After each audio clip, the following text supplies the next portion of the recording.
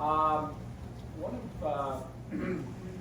of Mother's friends has a few words to say about Mom, and so I'll turn it over to Ron. Thank you, Chris. It's more than a few, but you're warned. Anyway, first of all, is Bowie here? No, he's not here, because every family needs a Bowie. I have two in my family, and you can ask Clive and Cindy for more information later.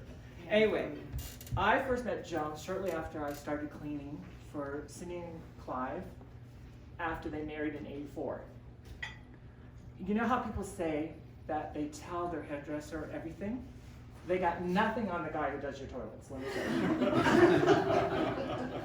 The first time I brought up the celebration of life I did with Joan, I said, I know, Joan, you're going to live past 100, and she knew exactly where I was going. And she stopped me and she goes, listen, she laughed and she goes, well, I'm going to be cremated, and I don't know if my kids are going to want to be at the interment. And I go, are you kidding? Of course they will. Don't be silly. I need to be at your celebration of life so I can tell your stories. She seemed pleased. Joan knew I was working on something, sort of this is your life. One day I said to Joan, I've got some lines for your eulogy. And she goes, I've been thinking about that. It better be good. The last couple of years, each time I cleaned, she'd say, do you have any more questions? This past week, I've been thinking about her telling me her personal stories. And I think this is how they will be revealed. This is the way that she gets the last word. Joan was born in 1927, the roaring 20s. I wonder if our 2020s will compare in any way, because in 1927, when she was born, Babe Ruth hit the first home run. It was the first Lindbergh's transatlantic flight. It was the silent movie era. America and Mexico were fighting over oil. Now it's a wall, something's never changed, right? And guess who was president? Calvin Coolidge. Now, Joan's footnote to this is, oh, that's nothing. When my mother was born, John A. Macdonald was prime minister. And that is our first prime minister and the father of Confederation. So Joan and I talked about everything. But some days it was light conversation, like this conversation from May 10th, 2018. Well, Joan, you're heading to the big 92. She said, I feel more like it's 102. Frankly, I can't believe I'm alive.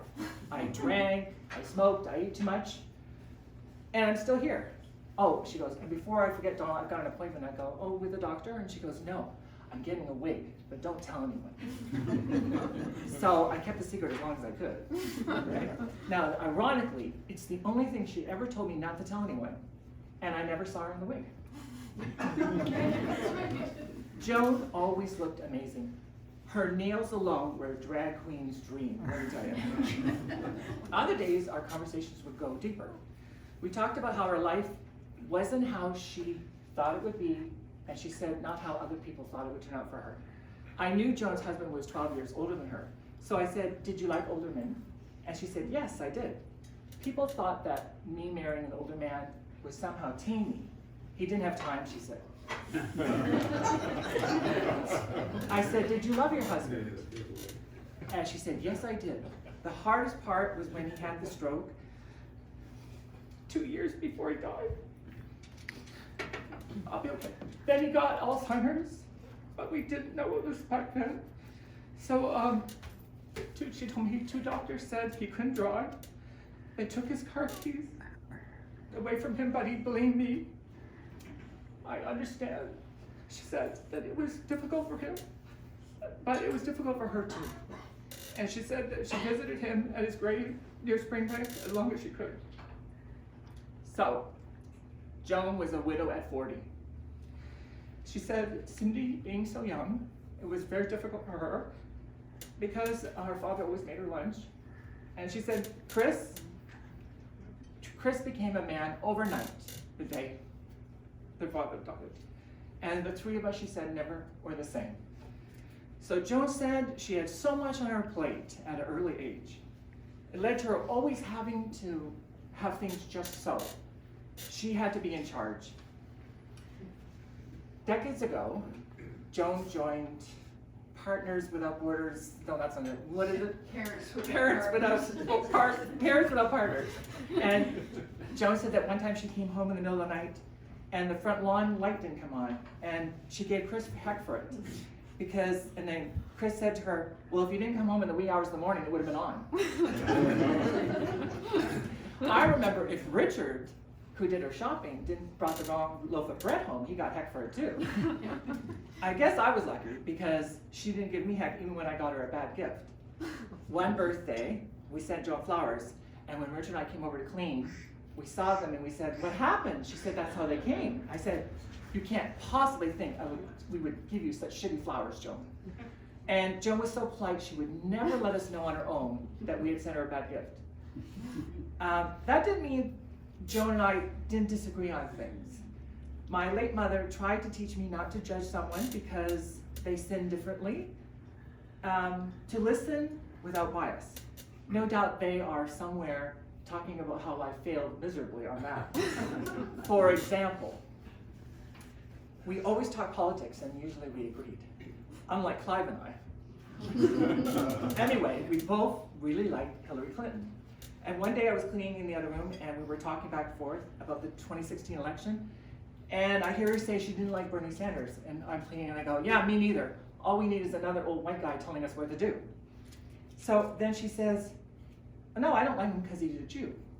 And I ran to her sitting room and I go, what did you say? And she repeated it. I said, oy vey, are you kidding? That's the best thing about him. And we both had to be laughing because we didn't judge each other, right? Living into your 90s is like winning Survivor, except without a prize. And because you outlive almost everyone you know, except your memories.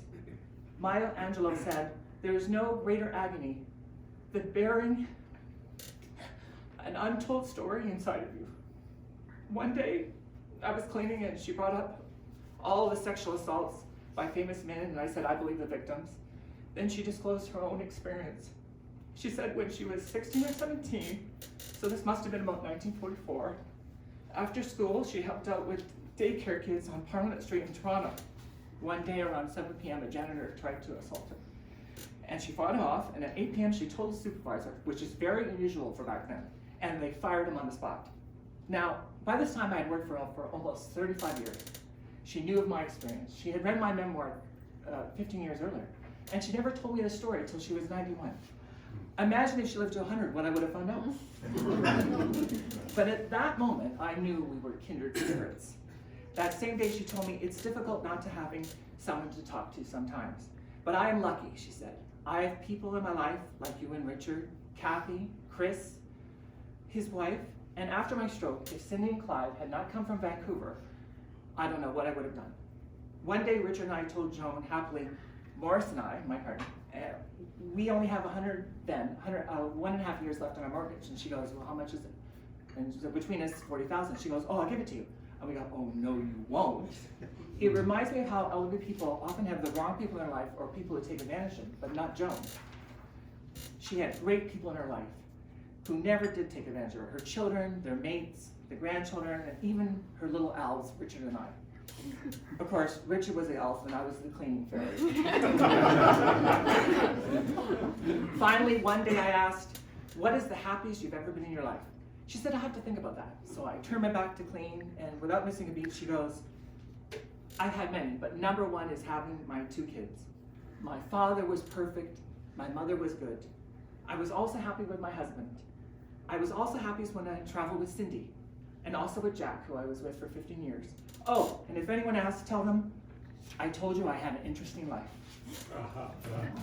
Good.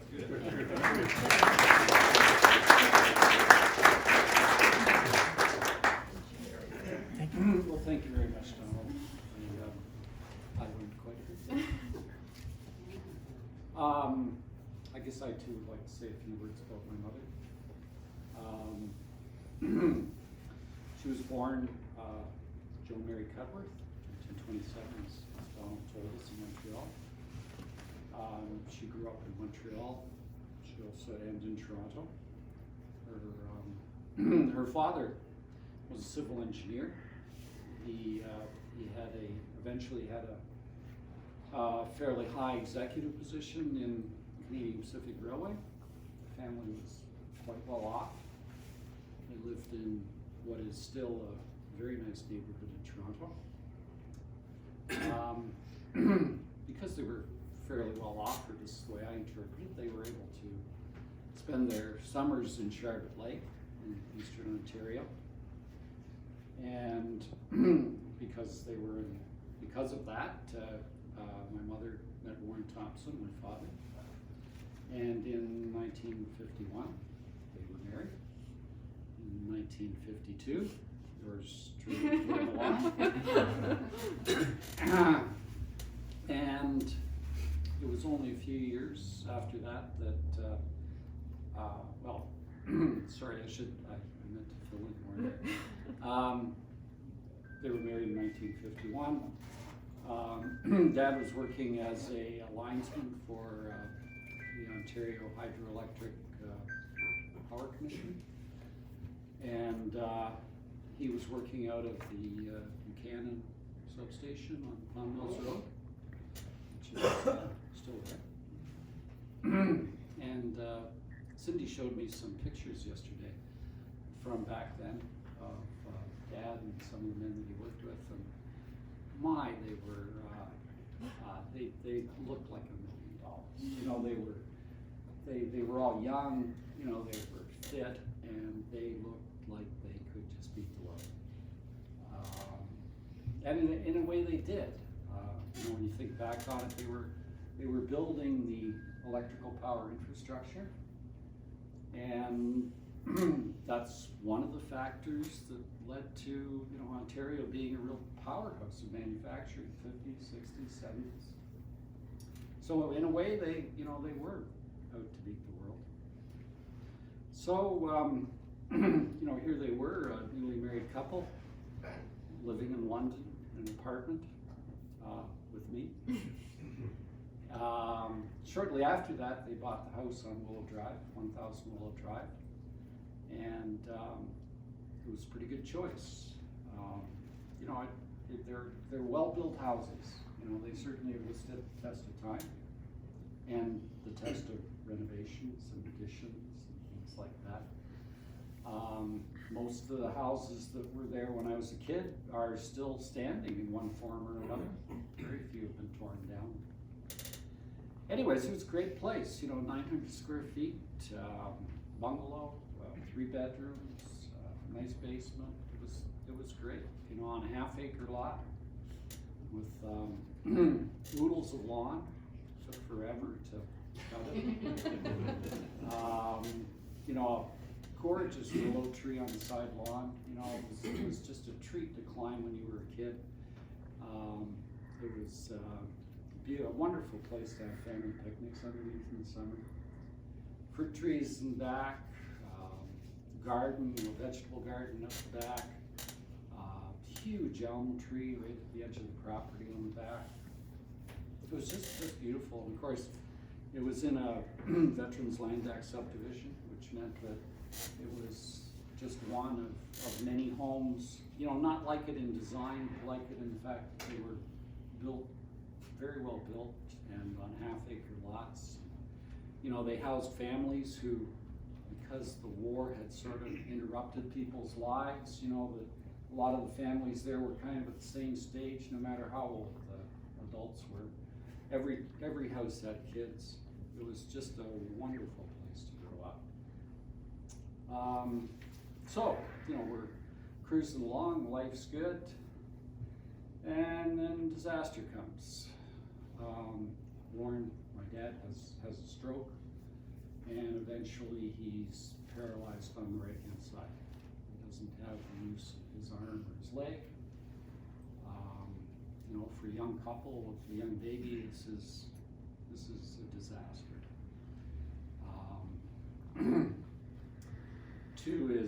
To I think his great credit, Dad was able to learn how to walk again. I was very young when this all started, but I never remember a wheelchair in the house. I mean, if he was out, he walked. And if he was out for a long time, he might use a cane, but in the house, he walked. He learned how to talk again. He learned how to use his left hand quite competently to do everything that he needed to be done. Of course, his career as a linesman was, finished. He wasn't able to go back to that kind of work.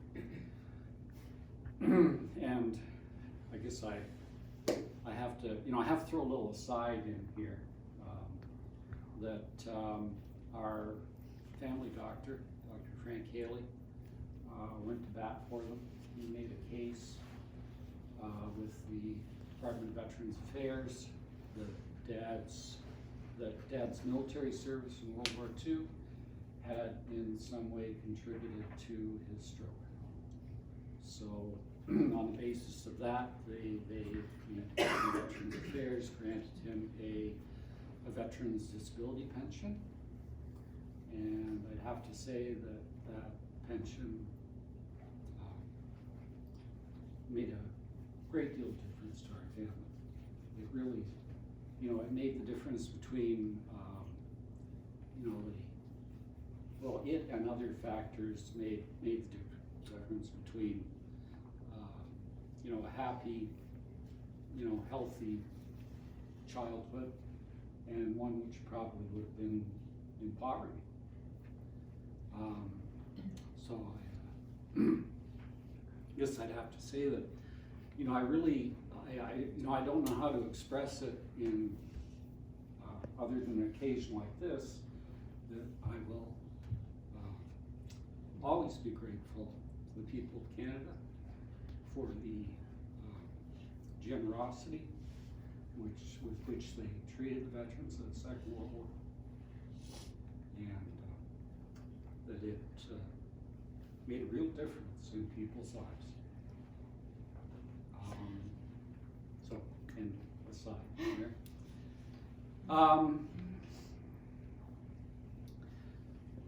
When you're a child, at least I, you consider the situation that you're in as the situation that you're in. Like your family's your family. That's the way it is. And kids don't, well, at least I didn't think beyond that as to why the situation is as it is. And when I talk about the situation, I'm not talking about a situation of, of desperation or bad. I'm talking about excellent childhood. Cindy and I had a great childhood. It was a great place to live. We had great parents. But, you don't really think that, you look back on it, you don't think of all the decisions that your parents had to make, hard decisions, what I used to think of as difficult decisions, which resulted in you having, in Cindy and I having that great childhood. But in discussing this with my wife, Dorothy, she clued me into the fact that important decisions aren't difficult decisions for people of good character, because often there's no decision to be made at all. You just do the right thing. That's what people of good character do. And I'd have to say that I will always consider my mother to be a person of good character. In responding to my email announcing this, reception and interment, Joan's mom's cousin, Don Weatherhead, came back, and he said that he really admired my mother because he's older than I am, so he saw the situation from more mature eyes. But he described Joan as having a stainless steel character, which is, you might think that people would use gold or silver or something like that. But no, I'd have to agree. I understand exactly what he's getting at when he says a stainless steel character. It means something that's strong, and something that isn't tarnished. You know, it doesn't tarnish. It doesn't tarnish with age. It doesn't tarnish with adversity. It's like stainless steel. And I'd have to say that stainless steel character allowed Joan to do the right thing, which I think she is what she did her whole life, was do the right thing. For her, it was obvious. No decision being, just do the right thing. And for that, I will always be grateful. So, thank you all for coming. Please stick around. And please share your stories and reminiscences of Joan with us and with each other, because that's the way that we keep the memory of people like Joan alive. And so let's keep her alive in that form.